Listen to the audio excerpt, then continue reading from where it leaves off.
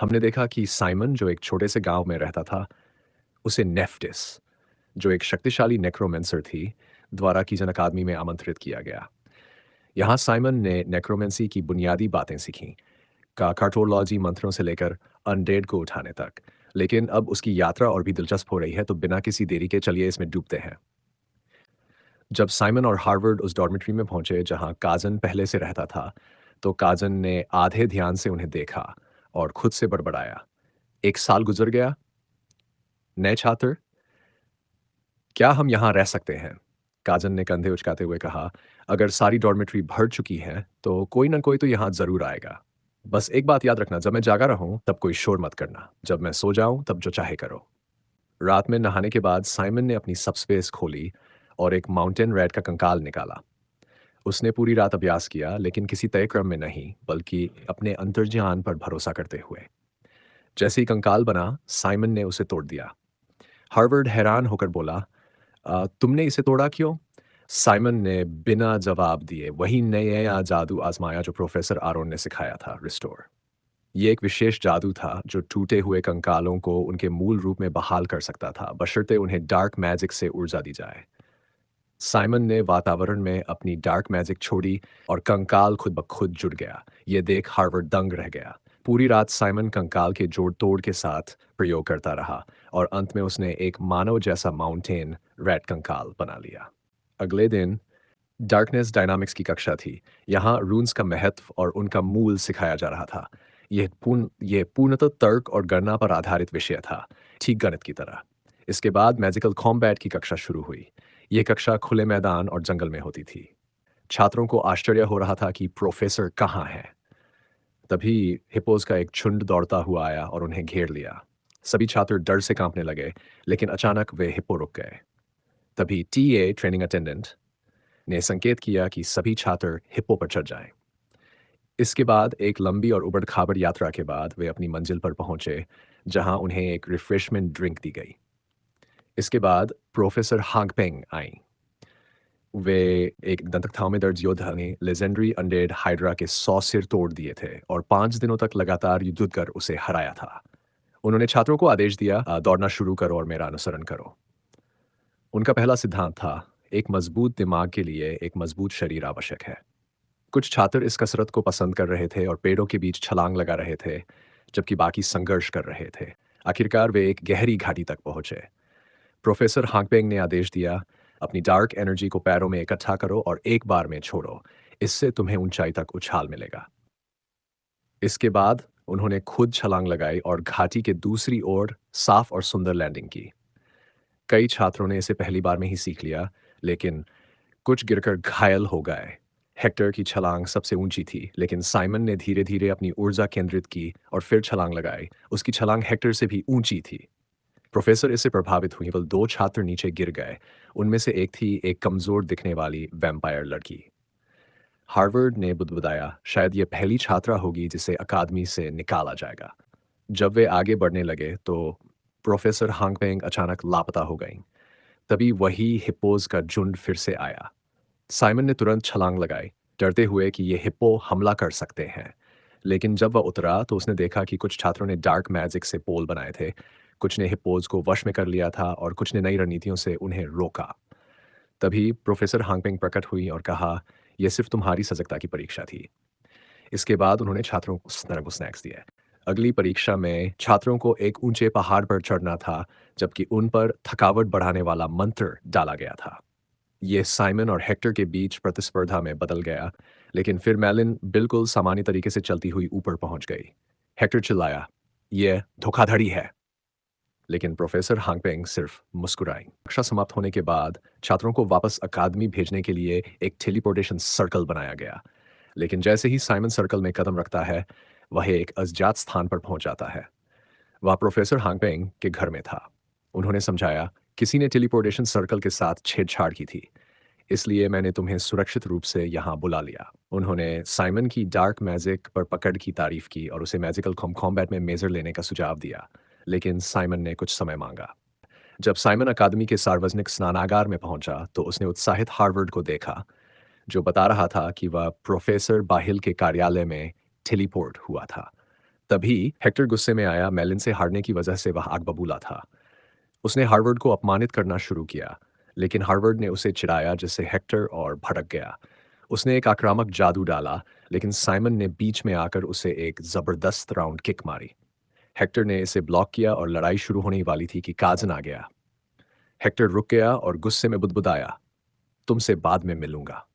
सप्ताहांत का समय था।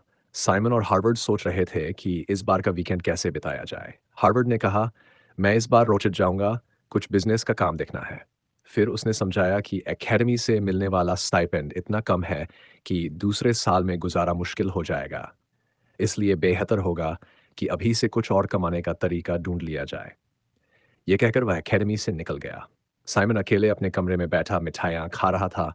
तभी उसे अचानक महसूस हुआ कि कोई उसे खिड़की से घूर रहा है। उसने खिड़की की ओर देखा तो वहां नेफ्टिस खड़ी थी। कुछ हल्की फुल्की बातचीत के बाद नेफ्टिस ने बताया कि उसके पिता भी कभी इसी एकेडमी के छात्र थे, लेकिन वे अक्सर कक्षाओं से भाग जाते और प्रोफेसरों का मजाक उड़ाते थे। साइमन ने उत्सुकता से पूछा, तो क्या उन्होंने यहां से स्नातक किया? नेफ्टिस ने सिर हिलाया और कहा, नहीं, उन्होंने दूसरे साल में ही एकेडमी छोड़ दी थी। उनका कहना था कि यह जगह उनके लिए बहुत छोटी है। फिर उसने साइमन को एक प्राचीन खंडहर का मैप दिया। साइमन ने तय किया कि वह रात को वहां जाएगा, बिना पहरेदारों की नजरों में आए। रात होते ही साइमन में से चुपचाप निकल पड़ा। घने जंगलों के बीच चलते हुए अचानक एक वेयरवुल्व्स ने उस पर हमला कर दिया।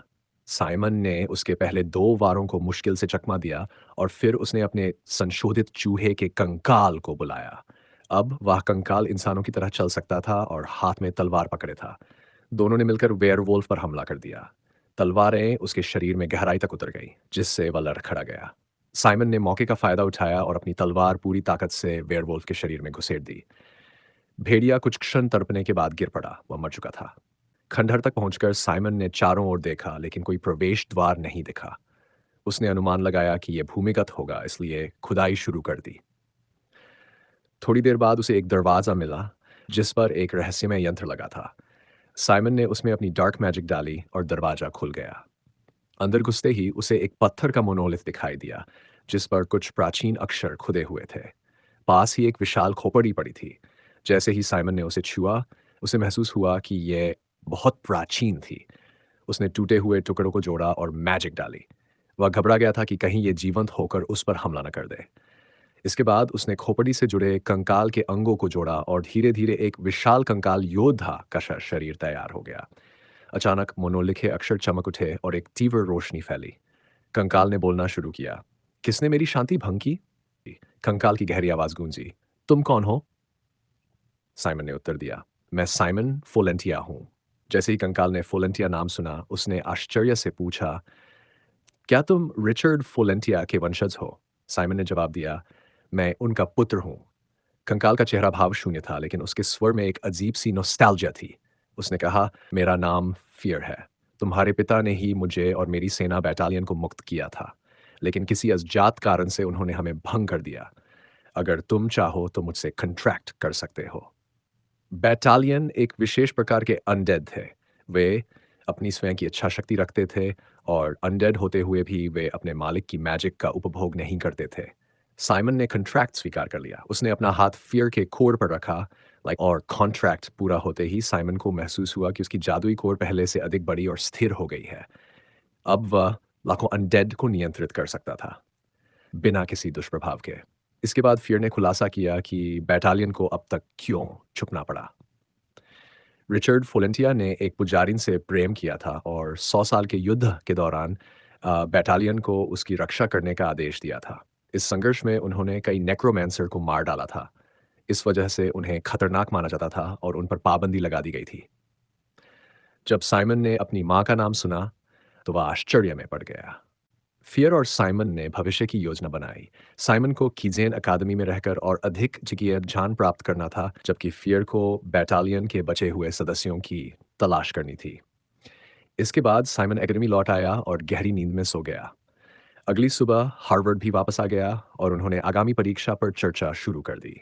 ये परीक्षा एक समूह कार्य थी। हर समूह में 4 सदस्य होने चाहिए, एक मुख्य योद्धा और बाकी 3 या तो मुख्य योद्धा को बूस्ट देने वाले होंगे या फिर दुश्मन को कमजोर करने वाले। उनकी परीक्षा का लक्ष्य था एक ओगर को हराना। लिखित परीक्षा के बाद सभी छात्रों के अंक अकादमी की दीवार पर प्रदर्शित कर दिए गए। साइमन ने अधिकांश विषयों में औसत से कम अंक प्राप्त किए, लेकिन समनोलॉजी में 76 अंक हासिल किए। दूसरी ओर हार्वर्ड ने सभी विषयों में औसत अंक प्राप्त किए, लेकिन डार्कनेस डायनामिक्स में 74 अंक थे। अब साइमन के समूह को कार्टोलॉजी और हीमेटोलॉजी में कुशल 2 छात्रों की आवश्यकता थी।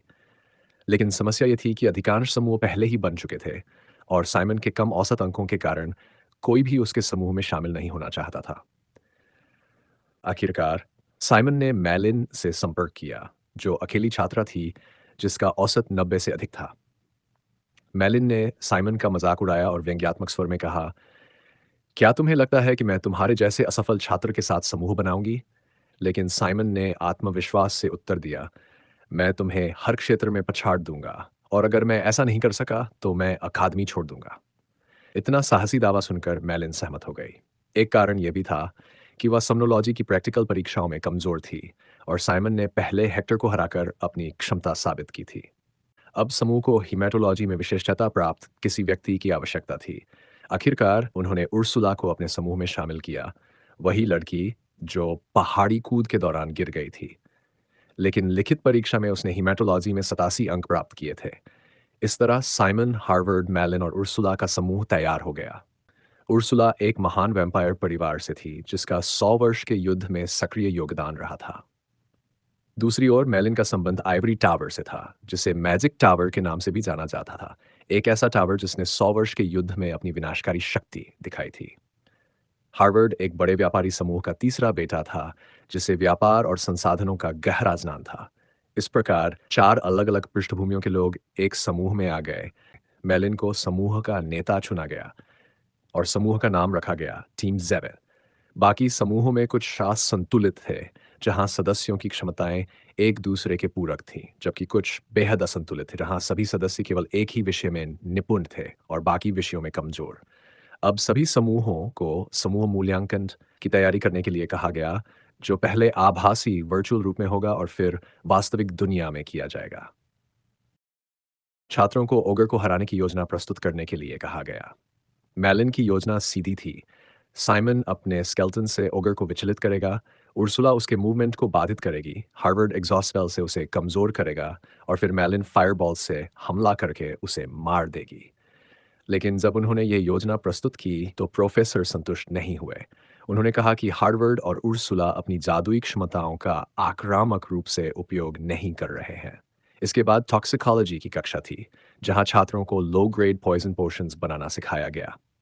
इसी दौरान उन्होंने एक हाई ग्रेड पॉइजन पोशन बनाने और इसे ओगर पर इस्तेमाल करने की योजना बनाई, लेकिन इसकी सामग्री केवल जंगल में पाई जाती थी। साइमन और उर्सुला जंगल में सामग्री इकट्ठा करेंगे, हार्वर्ड पहरेदारों पर नजर रखेगा और मैलिन प्रयोगशाला को तैयार रखेगी। लेकिन हेक्टर का एक अनुयायी इस योजना को सुन लेता है और हेक्टर को बता देता है।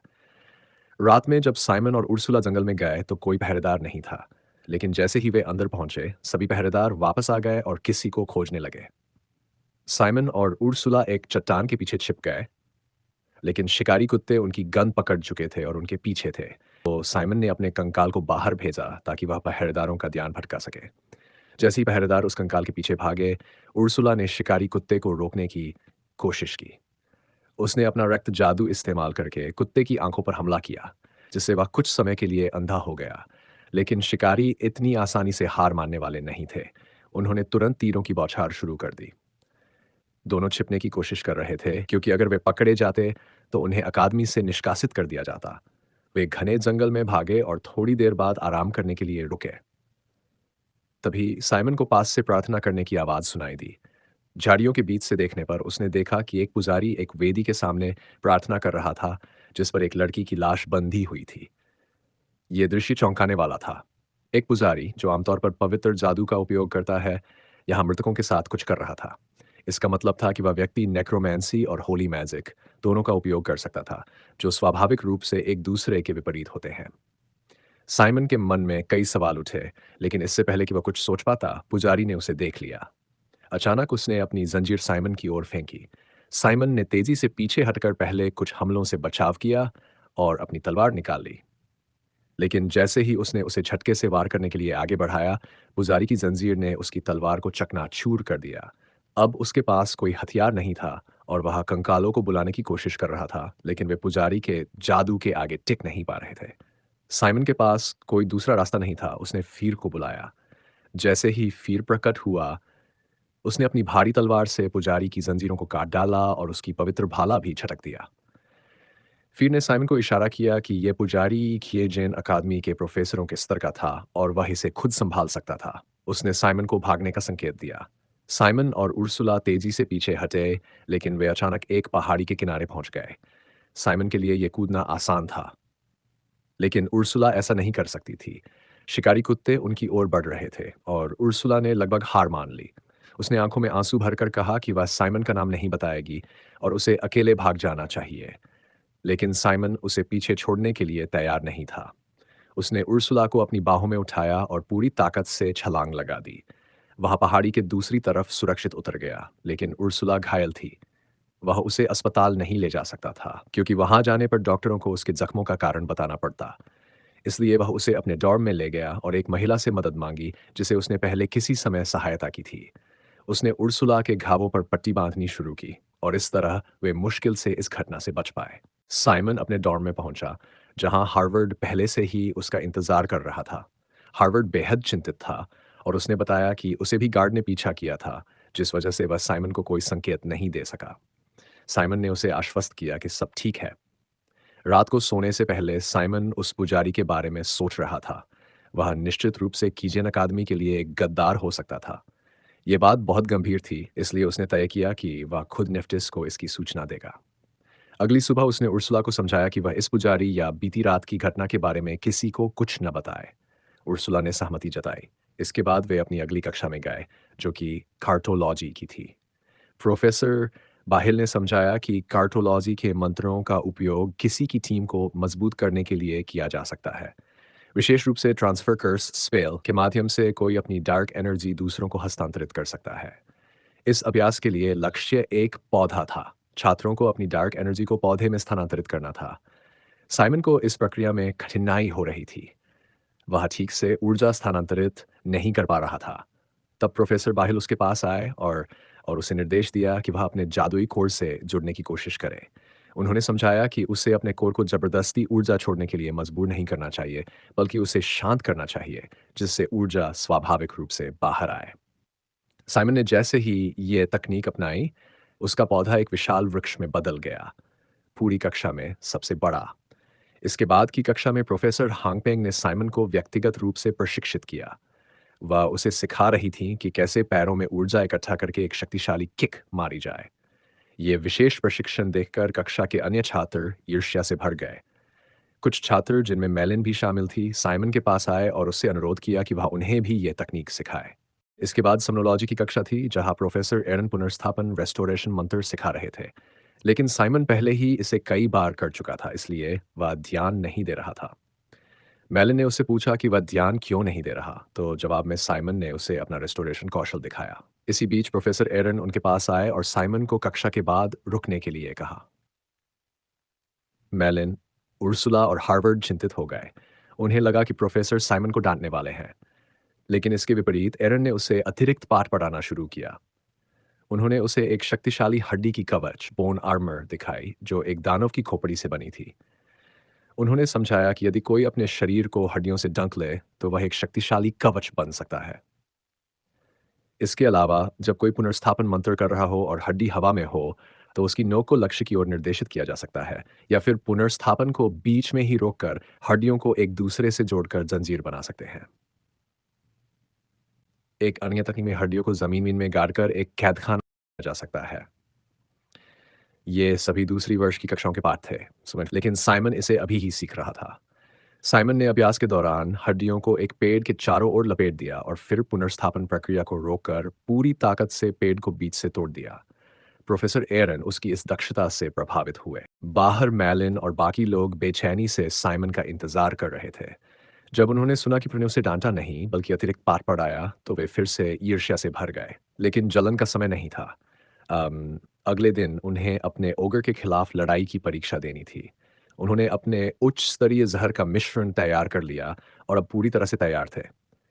लेकिन क्या उनकी योजना सफल होगी? क्या साइमन और उसकी टीम ओगर को हरा पाएगी या फिर ये परीक्षा उनके लिए एक नई मुसीबत खड़ी कर देगी? जानने के लिए अगले एपिसोड का इंतज़ार करें। अगर आपको ये वीडियो पसंद आया तो लाइक करें, सब्सक्राइब करें और हमारे साथ बने रहें।